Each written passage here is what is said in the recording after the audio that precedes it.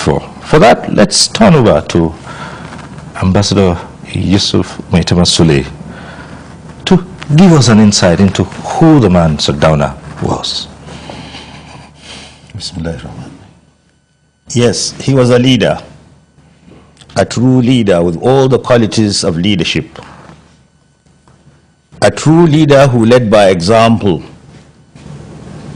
A leader whose leadership was accepted by all and sundry, irrespective of tribe or religion. A leader who led with the philosophy of a herdsman. The herdsman that sacrificed his life, his health, his comfort for his cattle. A leader, a political leader that came into politics to serve but not to be served, to give but not to take. A leader whose philosophy then, if used today, could solve all the problems of Nigeria, political, economic, and social. He was a leader whose leadership cut across tribal, religious, and cultural boundaries. A true leader who led by example. A leader who believed in division of responsibility. He believed that some people are destined to be rulers, some are destined to be workers, some are destined to be this or that, and each has to keep to his own sphere of responsibility. He used to tell us in those days, and that was what made him great, that you cannot do two things at the same time. Any of my ministers that wants to go into business should resign his appointment. I will encourage him. But you cannot do two things at the same time. You cannot be a minister and a businessman at the same time. That was Sardauna, a leader who studied the problems of his own people and worked to solve those problems. Yes, that was Sardauna. His greatest achievement is something that we should learn today. Sardauna, under his leadership, had all northern Nigeria, all the tribes of northern Nigeria united. There was no question of religion or tribe or status. No. One day, if I may tell you this small story, the Sardauna went to the King's Way to do shopping. He met some students and he asked them what they were doing. They said they were window shopping. Then he said, let each one of you go and pick one item, I will pay. They did. And he asked his servant to go and settle the bill. Unfortunately for him, the servant, he asked one of the boys, where do you come from? What tribe are you? When Sardauna heard this, he said, don't ever ask such questions. He is my son.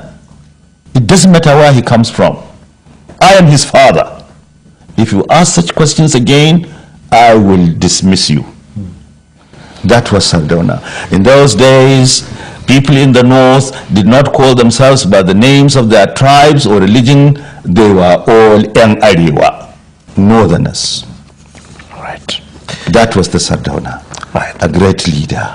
What happened along the lines? Today, are there cracks? Are there no cracks? How did the cracks come about? Could we sit back today and say the Ariwa that the Sardauna talked about is the Ariwa today? No. Today, we are no longer what we were.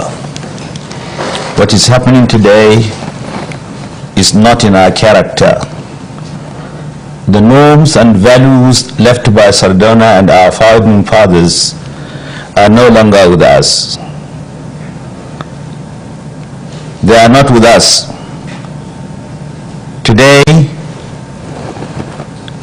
as I have often described the situation, the institution of family has broken down. The respect for elders and constituted authority, which used to be our cardinal principle in our society, is now at its lowest ebb. Honesty, where it does not pay, has become meaningless. Symptoms of revolt loom large in the horizon.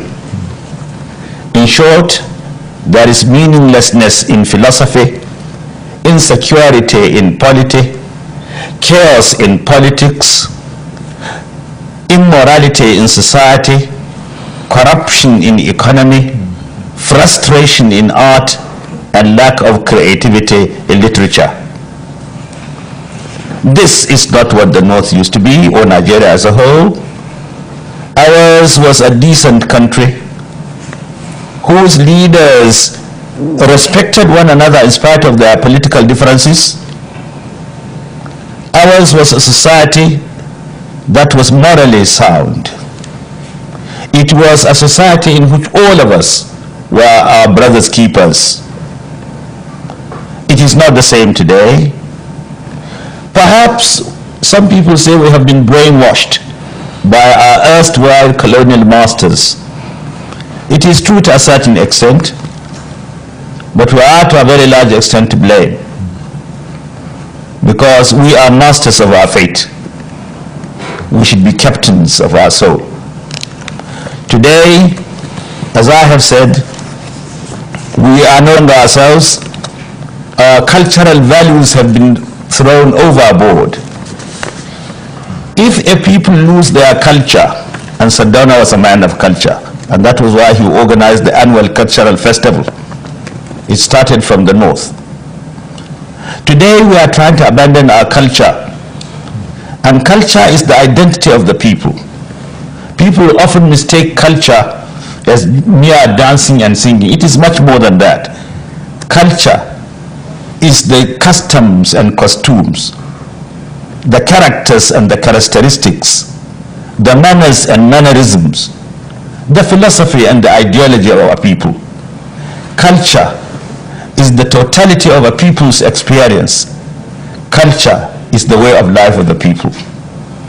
Sardauna in those days adhered to the culture of the people. We had an identity. We had respect for one another. Our society was morally sound. There was little corruption, and so on and so forth. However, in spite of the ugly picture I have painted, I believe we can still get out of the woods. I am not a pessimist, I'm an optimist. I believe that if we can revive the glory of the past by reminding us of the good achievements, the success of the Sardauna and his like. If we recall what the Sardauna did and emulate his example, we can certainly revive the glory of the past.